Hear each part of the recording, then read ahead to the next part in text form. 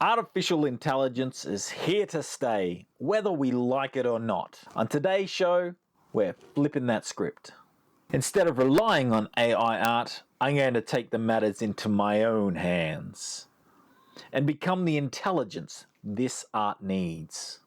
G'day, I'm Hockey, the ad hoc artist, and on this channel, I like to put myself against different creative challenges. And this time, I'm about to reclaim the power that the machines have taken from us. Whoa. I'm diving into the world of AH-generated art, ad hoc-generated art. I'll be using prompts that our bipedal organic lower life forms have given to our electronic overlords. So wait, that's just what people do for commission of regular art, isn't it?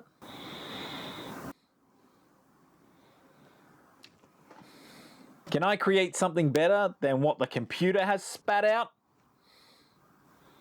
Let's find out. I've enlisted my children to scour through a prompts library to find their most favorite AI-generated art. They have given me the prompts that was used to create this generated art, and armed with these prompts, I'll create my own interpretation. And at the end of this artistic battle, we'll compare what I've created to what the machines have generated. So my first prompt is a screen grab of a 2000s movie. A giant clown Nephilim devouring people. Gigantic Geiger Titan. Okay, that's a mouthful. So what I gather is that I have to draw a giant clown, massive clown, feasting down on unsuspected people. Well, let's head over to the drawing table and give it a shot. Well, here I am at the drawing table. I'm going to put the page onto landscape to make it a little bit more cinematic. I have an idea of what I want to do for this sketch, so I'm going to start roughing it in. I realised very quickly that I need to make this clown look big. Very big. And to do that, I'm going to put in a 3-point perspective grid. I'm also going to put in a couple of blocks for buildings to start the scene. However, this is a clown. I don't want it in a city. I want it to be devouring people at a circus. So I'm going to start putting in some circus tents and some characters a little closer to the camera. Characters that you'd find at a circus, like a strongman and an acrobat and a ringmaster. Maybe some animals. I'll put those in later. So I've got my idea of what the clown looks like. The clown's going to have the big orange hair, pointy hat, spotty jumpsuit, giant clown shoes. I start putting those in. You know what? I just thought about the clown cars that the clowns get out of. And so wouldn't it be funny to see this giant, massive kaiju clown coming out of this tiny, itty bitty little car? Maybe that might be for a future drawing. I think that'd be hilarious. I don't like the scale of the clown with this tent and such. I want this clown to be even bigger. I'm going to start sketching in some background ideas with mountains and helicopters and planes and tanks and army men running all around, and have like a little circus tent behind this big old clown. Now this is going to make him look huge while he's shoving down a fistful of people in his gob. That's a little bit more imposing. Now I knew from the start that I wanted to make this piece coloured. And not just coloured, I actually am going to get rid of the sketch lines. So I'm just putting in the colour underneath the lines at this stage. I'm just throwing in the colours quite rough. Just blocky areas. And I'm going to fix these up later. Right? Right? So my light is coming from the top right hand side. So I'm going to need to put all the shadows in on the left side of everything. Everything at this early stage is quite ugly, but I just want to get these colours in, this garish, ugly yellow and blues and greens.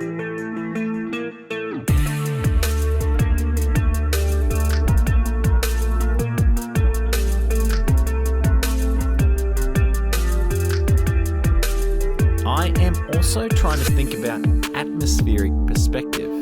Now, atmospheric perspective is that effect that happens when things in the distance start to turn a blue colour. So with the top half of this clown, I'm actually going to start moving the scale of the colour towards blue and pushing it more muted. This will help the brain push the top half of the character into the distance a little more. Though I've probably made it a little too subtle on doing that, but it might not matter. I'm going to put a blur effect to it anyway, so it might be irrelevant.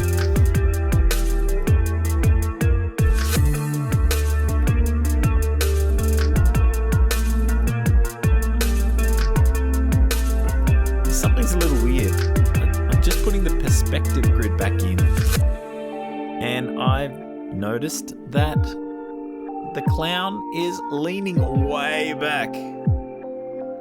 So I'm straightening up the character with Liquify and the lasso tool and just getting him back upright within the scene.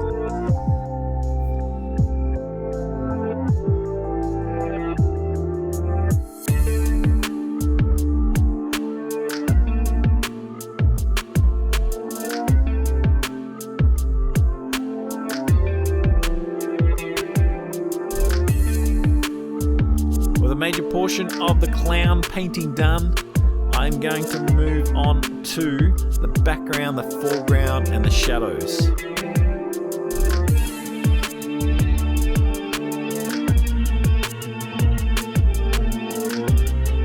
I'm not going to put a lot of detail into these elements because, as I mentioned, I'm going to put in some blur effect.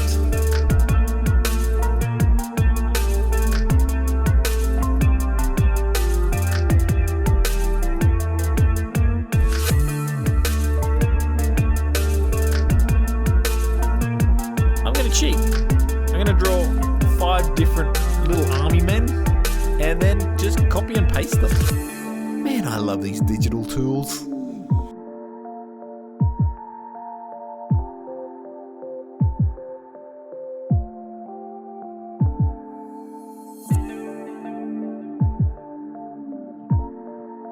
And with a radial blur extending out from the face, this is done. Check this out.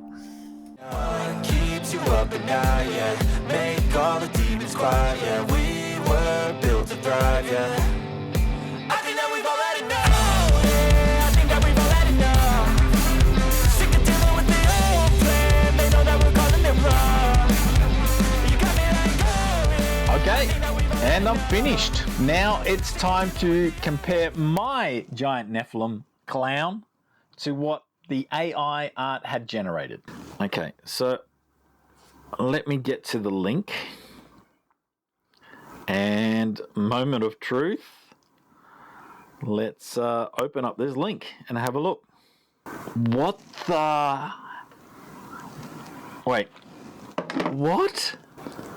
That's not even a clown. What is... That just looks like a big blob with teeth.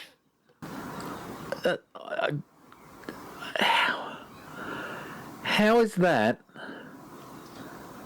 a giant clown? And look, there's Tom Cruise in the front, staring down at this giant clown. And Leatherface is not even facing the right direction. Where's his chainsaw? That is not at all what I expected it to look like. Holy smokes. Well, after that nightmare of a bombshell, I've actually had a lot of fun attempting this challenge, and I've got a lot more prompts that my children have gathered for me to attempt in the future. So I think I'll be coming back to this one.